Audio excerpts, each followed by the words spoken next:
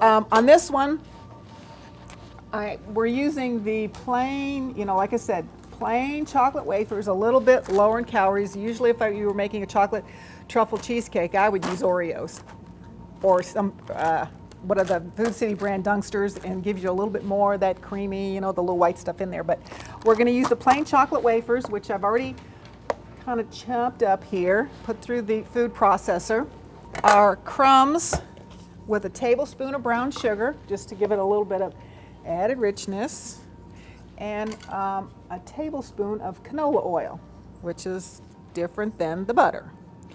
And to intensify the chocolate flavor, which you do with coffee, I have dissolved already 1 teaspoon of the coffee granules, instant coffee. It's good for something. And in 2 teaspoons of water. So get that, and that'll be our crust. And you can see that already that's a lighter crust than you would have if you made a really decadent chocolate cheesecake. Okay, 9-inch Springform pan is good. If you do not have one of these, fear not. I made this recipe in a 9x13 pan. The only thing that I changed, and I don't know whether I would do it again, is I doubled the crust recipe, or the crust ingredients, to put it in a 9x13, but left the rest of the ingredients the same. So that's, that's an option.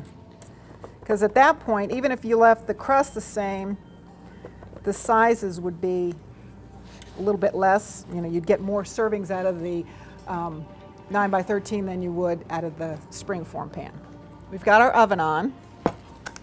Our filling is cottage cheese, and you really need to use a food processor for this because you really don't want any lumps in it. You don't want people to go, "Is that cottage cheese?" And I'm going to also put in our cream cheese. Okay.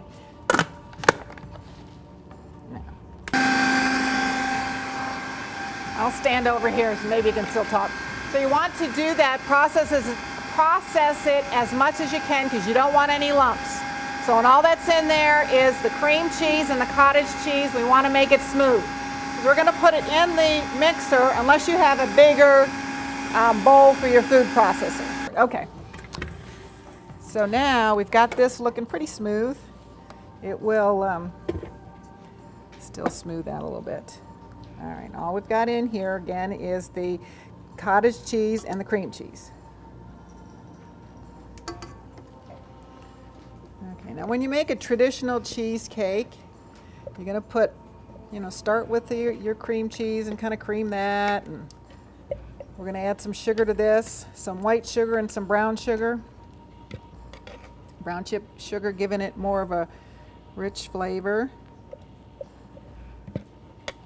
So in with this, we're going to put our brown sugar,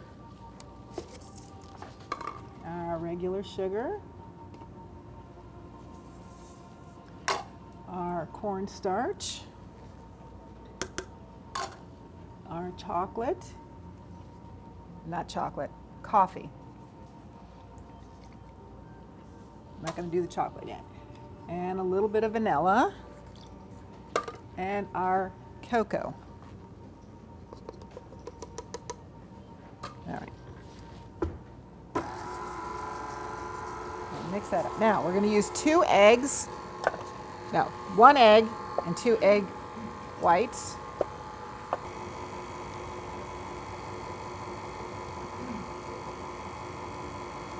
Okay. And the bittersweet chocolate. Okay, you can't forget that.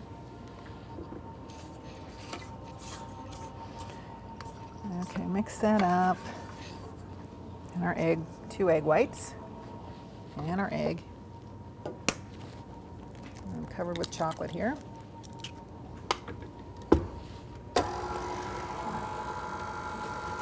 And we will melt our bittersweet chocolate. Now this is 77%. We'll talk a little bit more about that, but this is almost unsweetened. And this is a 3.2 ounce bar, so we need, it comes in what, We'll break it into 3 sections. Use 2. We'll put the other one over here. We'll taste that later. Okay. And I like to melt my chocolate in the microwave. And we've talked about this lots of times.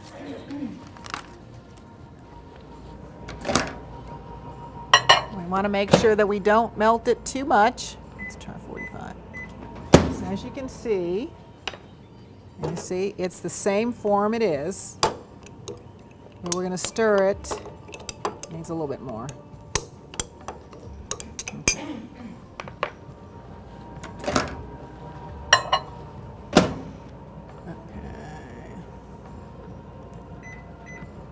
Try that again. I find that, okay, here we go. I don't want to say it's unnecessary, but anytime I've made a cheesecake, I've just baked it in the oven. I didn't find that this one, like I said, I did do it in a 9x13 pan. I didn't find that the top was any crustier, you know, because now you're talking about the oven would be dry rather than moist, and moist would keep the top of anything a little bit wetter. So that's sort of, to me, that's sort of a personal thing, preference. If you like to do cheesecakes in a water bath, that's fine. Make sure that when you use a Springform pan, you put the foil over it, or under it rather, so that when it goes in the pan, none of the water seeps in. Like I said, I found it was fine. I like the consistency of this without putting it in the water bath. The baking time is about the same, so it's just the moist heat as compared to the dry heat. Okay. And there is our cheesecake. So I think this is a really good substitution for a really rich cheesecake, chocolate cheesecake with, you know, I'm not saying no calories, but a lot less calories than if we were using the regular cream cheese, and a lot more sugar, and the Oreo cookie crust, and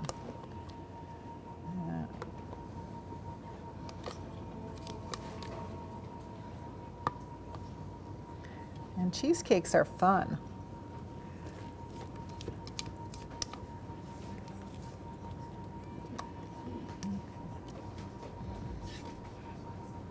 And I don't know that this will be ready to cut, because before you leave,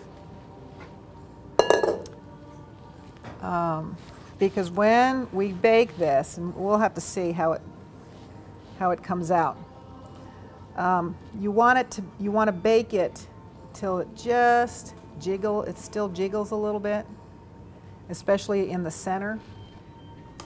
If you baked it till it was completely dry and not jiggling at all, then when you took it out and you put it on something, you'd get this big crack right down the center of it because you've cooked it too long. So we want to have a little jiggle in it. It's still going to be cooked. You don't have to worry about the eggs being not cooked. You know, you've got it in the 300-degree oven, you know, for almost an hour. So, you know, that a food safety issue is not a problem. All right, I'm going to put that in. In the meantime, this is how it came out I cut it in little squares, and you can see it's nice. The consistency was nice. The top wasn't real hard or crusty, so I think it turned out real nice. But I think it's really good. It's a good alternative. It's a good dessert. You cut that Springform pan in 16 pieces. When you cut a cheesecake, first of all, after you get it out of the oven and you still jiggle a little bit, you want it cool enough to get it in your refrigerator. And then you're going to put it in your refrigerator, cool it completely, and then you can cut it. And the best way to cut a cheesecake is with a hot, wet knife. And you know, if you've got a big one that goes all the way through, that's even better. But if you don't, you know, just make sure that you've got a wet rag with you and your knife is wet, and you'll make nice clean cuts just like this.